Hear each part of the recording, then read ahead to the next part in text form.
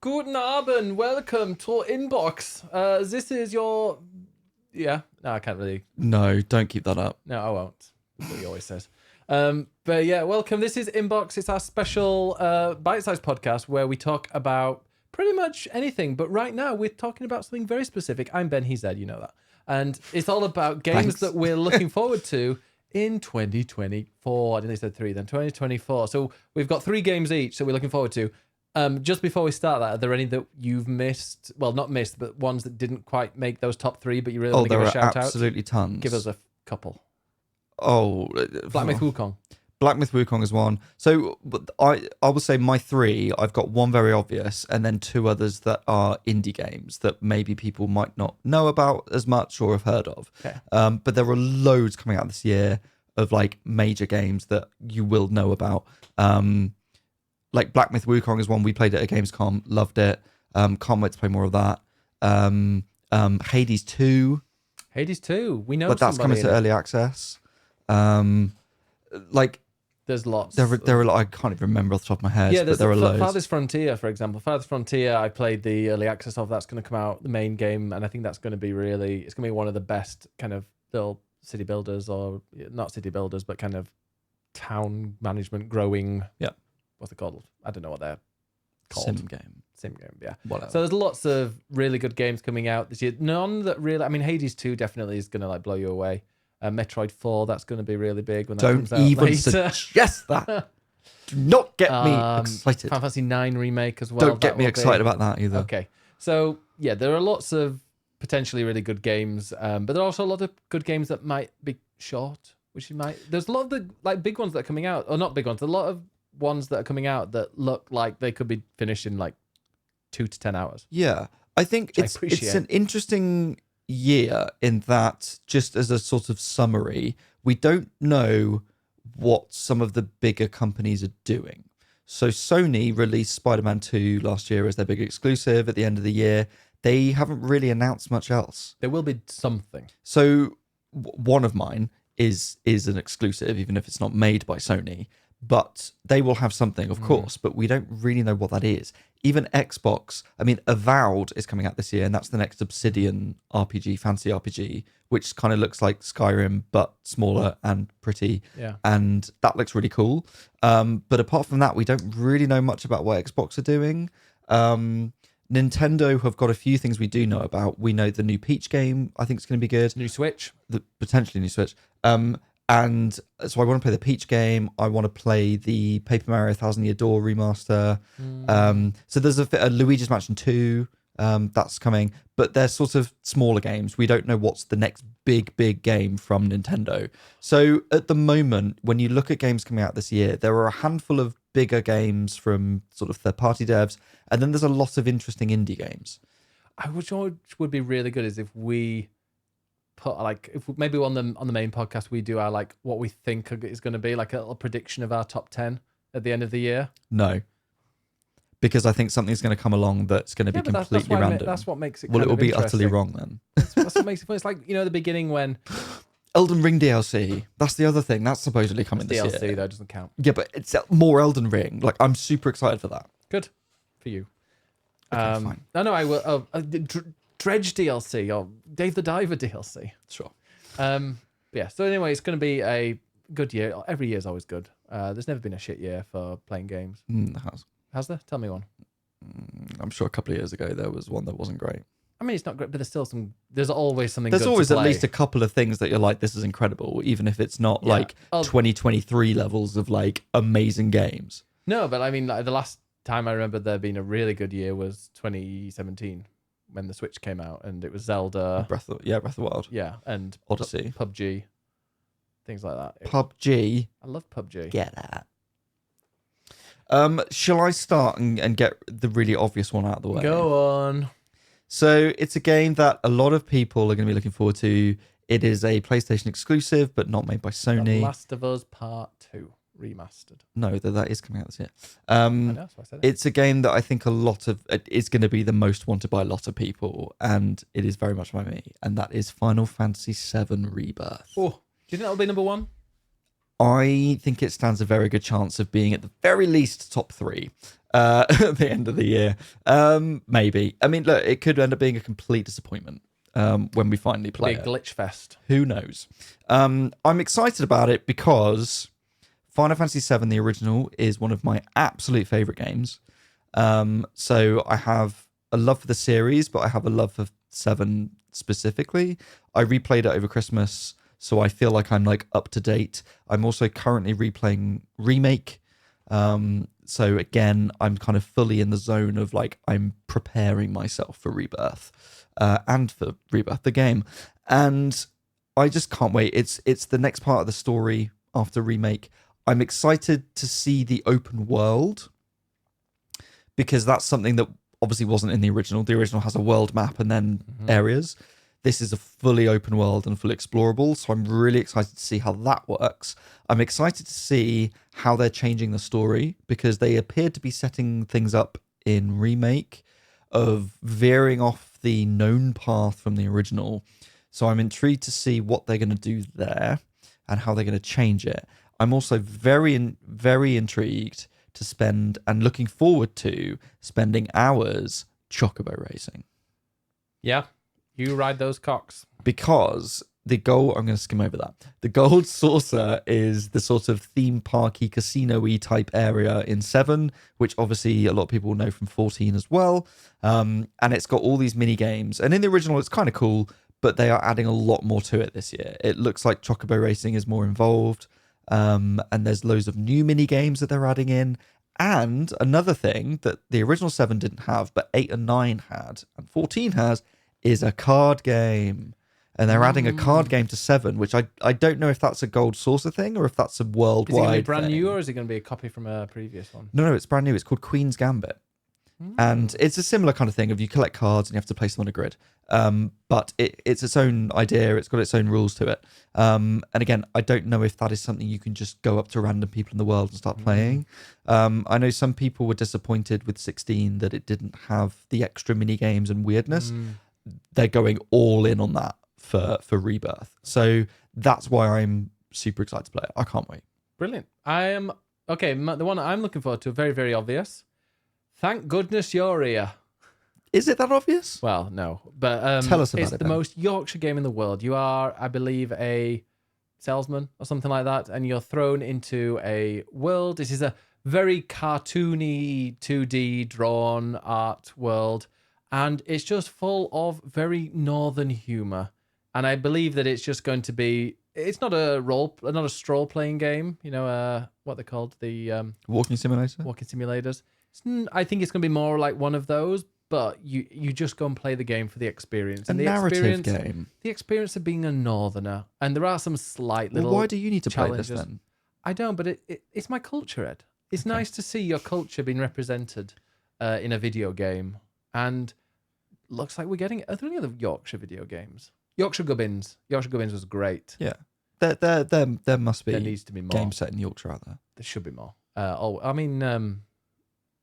feel like, yeah, no, there are definite ones that are set in like the Yorkshire Moors and. Oh, I'm sure, yeah. But no, I just really liked it. I got to chat with the devs, so I went to Gamescom and I was signed up for a like anonymous secret game preview, and I went into this little booth with these two guys, and then they started showing me Thank Goodness You're Here, which had just been announced previously on Gamescom opening night. And I saw that and was like, oh my God, there's a Yorkshire game. And yeah, it was these two guys from Yorkshire. I think they were both from Barnsley. And they were showing me the game and let me play it and talking about it, which generally like the best thing ever at Gamescom is going there and being shown games by the people that made it and come up with them. It's like the best feeling ever. Yes. And it's real privilege. So being able to do that with them, they seemed awesome guys. And from Barnsley, and it's set in like Barneswick or something. And I'm just really intrigued. I'm interested to see if the humor translates. I wonder if there will be any articles about how this humor is not appropriate. So I'm looking forward to that. But then you go up north and you're like, oh yeah, this is the kind of just the humor that they have up there. See, I think, as a northerner, you're going to have a sort of view on it, but then I think other people from the UK will be like, okay, I see that it's northern, but maybe don't even. I probably won't understand all the lingo necessarily, but then if that's worldwide and someone from America plays it, or like They're Japan or like fish, something, or who are like, what is this? Yeah, they'll be completely confused because they're like fish with cigarettes sticking in their mouths because it's very Yorkshire, just have ciggies everywhere. Of course it is. Yeah, so yeah, or well they don't. Well, they call them ciggies or F's words. F slurs. Yeah, F slurs. Got my packet of fags. That's what that's what we call it up there. Do you call it that down here, or is it just mainly? No, that's okay.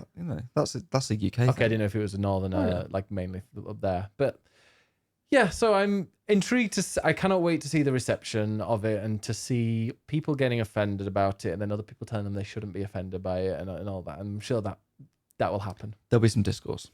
There will be. Excellent. What's your second game that you're looking forward to? So thank goodness you're here, by the way. Yeah, I forgot to mention. So Final Fantasy VII Rebirth, I'm excited about.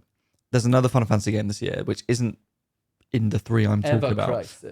No, Dawn Trail. Dawn Rail, yeah. Which is the next expansion of 14. Is this your second one? No, it's not. But I just wanted to mention it. I'm more excited about Rebirth, but in the zone of Final Fantasy, there's also Dawn Trail. I mean, your hype for that would be like legitimate if you'd actually finished the previous expansion. Look, I'm getting to it. It's okay. Have you started it? No, it's on my list. I will get there. My second game that I'm excited about. So I've got two others that are both indie. Okay. The second one is called Demonschool. Now, this has been sort of known about for at least a year or so, and it's been, I think, maybe a little bit delayed. It's very heavily inspired by Persona, but in this like Italian horror animated vibe. So the idea is that you're playing as this group of teens in a school. And so by day, you are in school and you have relationships and friendships and you do little mini quests and stuff like you do in Persona. And then at night, you go into these sort of dungeon areas and you have to defeat evil demons. And it goes full horror and it's got like 80s vibe. It's like brightly colored neons and like synth music, dark horror synth Dragon music. Kind of, yeah. Like it just has such an interesting, cool vibe to it that I just immediately was like, I need to play that.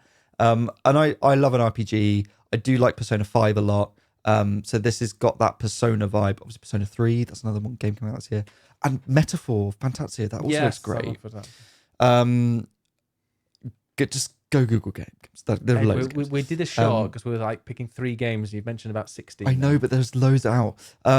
But Demonschool looks really cool. It's that, it's all isometric. Just a really interesting, cool graphic art style, big black outlines, and really interesting music. I think it looks really cool. So people who are interested and like Persona but want something more horror related, this is gonna be the one. I'm looking forward to that. Okay, my second one is Flight Simulator 2024. Nerd. I love a sim game. In fact, one of the Steam Deck verified games is Euro Truck Simulator. And apparently it's really good. So I'm intrigued to see what it's like because people rave about it and I want to see why people rave about it. It's like £3 in the Steam sale right now, so I'm probably going to buy it immediately after this. Anyway, Flight Sim 2024 is a bit weird because Flight Simulator came out in 2020. Ooh, sorry about that. Excuse you. Came out in 2020. Sorry, I don't know why that made me vomit. And they said that it's going to have like a 10-year cycle. And I remember playing it at the start and being like, oh, this is making my hardware really, really, really chug. But eventually, I know, yeah. I pulled back on the joystick. On the stick. No, it's called a choke stick or something like that. I don't know. I bet it is. The yoke. The yoke? Just continue. Anyway. And and I was like, oh, well, eventually I'll have a computer that might be able to run it really well. And it seems that they've decided that, yes, they are going to give 10 years of support to it. But what they didn't mention was that they're also going to release a new game. And they are releasing a new one this year called Flight Simulator 2024. And I'm really excited about it because there were so many problems with the original. Like the original was just incredible. Like you could fly anywhere on the planet and it would use map data to kind of make it look real below you, or you could literally land anywhere and it would try and make it as realistic as possible, which was just mind-blowing and phenomenal. And they updated it with like localized maps to get even more accurate topographical areas and lots of Topography. Lots of monuments and stuff like that. But it was terrible. Like, it was a pain it's still a pain to download anything. Like, if you want to go and download some of these maps, sometimes they just don't download, or they'll get stuck and they'll be like, hey, you've got 5 megabytes left and you just can't download those 5 megabytes and you can't use that map, and you have to go into files and delete things. It takes forever to load, like ever. Like, the navigation system in the menus is a real pain. It's just a real mess in there with like with not accessibility, with approachability and like trying to use all this stuff. Mm-hmm. So I'm hoping that this new one will address that, and it will be a lot more streamlined, and it's not going to make your PC like catch on fire. I just feel like there's a good chance that they can kind of just redo the coding or whatever, and they can just make it a really refined experience. And plus, they've added loads of other things. So this game, so before, like, Flight Sim 2020 is just a pure sim. You are flying from one area to another. Whereas Flight Simulator 2024, they're adding tornadoes. They're adding like these kind of extreme weather effects. They're adding, you can do kind of firefighting missions, like where you can like search and rescue. You can go rescue people that are trapped on a mountain. There's so many things that you can do, cargo deliveries. And I don't know if there's a career mode in it. Maybe there is. Maybe someone will add that. I don't know. But there's just a reason to play it. And Nice. they've turned it into something that you might enjoy. Like, for example, the Euro Truck Simulator game. I don't think people are playing that because they just want to drive and feel like they're driving a truck, like they were in Flight Sim 2020. You take stuff from one place to another, and you do, you do these cargo routes, and you make money, and then you can upgrade. So there's more of a things. structure. Yeah. And I don't know how much of that structure will be just kind of one-off things where you go and click on something and there's this random firefighting mission or whatever, or whether there's going to be some career and you can get hired to do different jobs in different places and you can build up your reputation. That would be really, really cool. But yeah, there's just so much potential, and maybe I'll be, regretting putting this in my top 3, and then at the end of the year, I'll be like, actually, that game came out and it was just a bit of a shit iteration of the original. But everything that they've shown so far is incredibly promising. Nice. So my third and final game, although there are tons, as we've already mentioned. You like video games. The third one is Dungeons of Hinterberg. Oh, it's the one in Austria. Now, this is one that I played at Gamescom, and it's kind of like Austrian Zelda. Now, we all know I love Zelda. And Austrians. And I love an Austrian, apparently. Basically, you are playing as this young woman in the Alps, and you have this central town where you sort of have relationships with people, and you go off on missions, and then you go off to these different areas in the mountains, and you literally go into dungeons, and it's like a Zelda-style dungeon, and you have to solve puzzles. She has sort of magical bomb abilities and other stuff. Some dungeons are more combat focused, some are more puzzle focused. It's a bit like a shrine, like a Zelda Breath of the Wild shrine, but it's like these dungeons dotted around in an area that combine into one big dungeon, and you complete the area. But what's interesting is that it's sort of like realistic, so it's giving you that Zelda vibe of exploration and puzzle solving in dungeons, but it's not a fantasy land. It's literally in the Austrian Alps. Yeah. And this Austrian town is very, you look at it and you're immediately like, yeah, that's the Austrian Alps. Like, you can just tell by the architecture of the town and, the fashion and stuff. It's all very like modern, current day. So there's this like grounding in realism, despite it being like a dungeon crawling game, which I just think is really interesting. I can't think of another game that is so typically Austrian. No. In the way that Thank Goodness You're Here is very typically northern. Yeah. And there's Still Wakes the Deep that is set on a Scottish oil rig that's very typically Scottish. Like it's I think SingStar had a Sound of Music pack, if that counts. No, that doesn't count. Okay. But I think we're starting to see games sort of really delve into the specific culture of its developers, and they're sort of reflecting on their own culture and putting it into games, which is giving us a lot more diversity and opening our eyes to new cultures and stuff. And I don't know, I just don't think I've ever seen a game so typically Austrian, at least one that isn't, shooting Nazis in World War II. So I wasn't going to say anything. but this is just like, it's the Alps, and it sort of has this magical air, even though it's grounded in reality. If it's something like Sound of Music, halfway through it'll turn into a Nazi shooting game. Don't say that. But yeah, I played it at Gamescom and had a great time. I only played for about 20 minutes, but it was really memorable in those 20 minutes. It just played really well. And I'm pretty sure it's coming to Game Pass as well. So it's a little indie game from Austrian devs, but yeah, it's coming to Game Pass, so there's no excuse not to play it. Brilliant. Okay, my third and final game Which is my secret fourth. Is the Plucky Squire, which I am very much excited about. I cannot wait. I remember watching the Devolver showcase. I stayed up until like 3 a.m. and I remember sitting on my bed over at the other side of the city we are living in now on my own. I remember just staying up all night and then watched it and was like that was the night that they announced Cult of the Lamb and they announced this, and it was just like, these are brilliant games that they've just announced. And I think the other one was like the golf game, the Scary Golf, the one that we played. Curse to Golf, I think it might have been. Maybe. Anyway, I'm not sure. But yeah, the Plucky Squire was one that I've always had my eye on for a long, long time. And again, at Gamescom was lucky enough to be shown by a guy he worked on Pokemon, didn't he? So he was an artist for Pokemon, where he literally designed Pokemon, like the actual Pokemon. He literally designed them. I know. And I think he's the only English-speaking person, or was the only English-speaking person on the team. And he's now left and created his own game studio, which is creating the Plucky Squire. Yeah.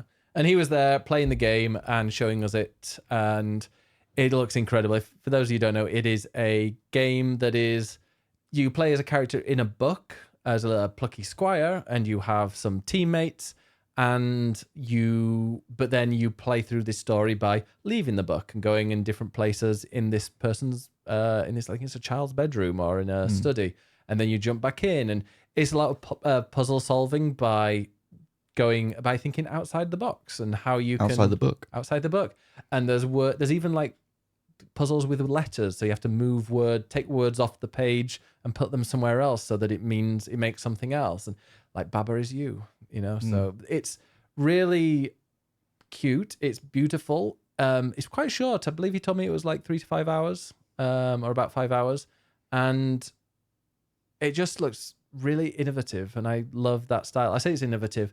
I actually got vibes of It Takes Two a bit, because you're kind of this person in a small, tiny person surrounded by a life-size or a much bigger world that you're kind of wandering around at times. But it just looked like he showed us for about 20 minutes, 25 minutes of it.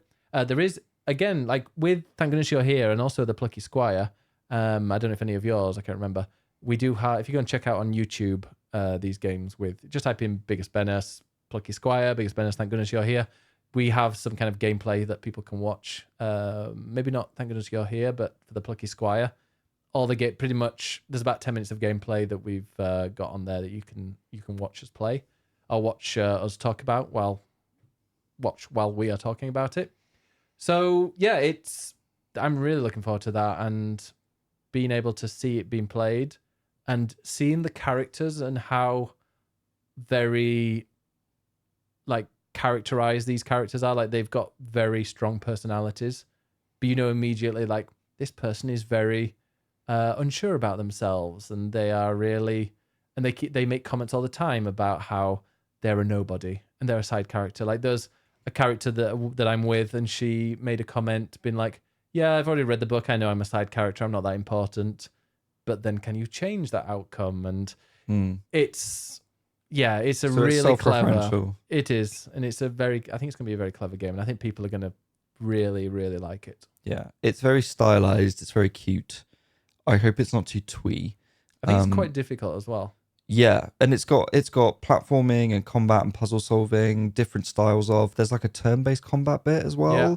So it's kind of like card game. It's like inspired by all these different genres all put together, which is something that we both really enjoy in games. So yeah, I can't wait to play that. I think it looks incredible. Yeah. Brilliant. Okay, well, that is it. I mean, there's also like hardware potentially coming out this year. What? Yeah, it's this year. No. Yeah, I know it's 2024. Well, maybe a Switch 2. I can't think I of don't know anything about. I don't know about anything else actually. Yeah, I doubt there'll be the pro versions of anything. It's a bit too. Oh, maybe soon, I that think. Xbox one that's like the cylinder. They might announce something. Yeah, they've already just brought out that horrible PlayStation 5 Exactly. update. Yeah. Oh, maybe a new handheld. Another one. Maybe a Steam Deck 2. I swear if they do that. We're not going there. All right. Well, I hope you enjoyed it. We're going to be doing some more inbox episodes coming up over the next few weeks, including ones about what games you should get if you have a console. So lots of people probably got consoles for Christmas, and they might be wondering what 6 games. Well, let's stick to 6. What 6 games they should get on each Are we of doing those? 3 each then? We'll do 3 each again. Great. You can't pick Final Fantasy games for all of the PlayStation ones. Watch me. All right, well, thank you very much. Go to solvinjoysticks.com if you want to go and check out all our episodes and all the other videos, etc., etc. And I was Ben, he was Ed. Follow our socials on the description, and we'll see you another time. Thanks for listening or watching. Bye.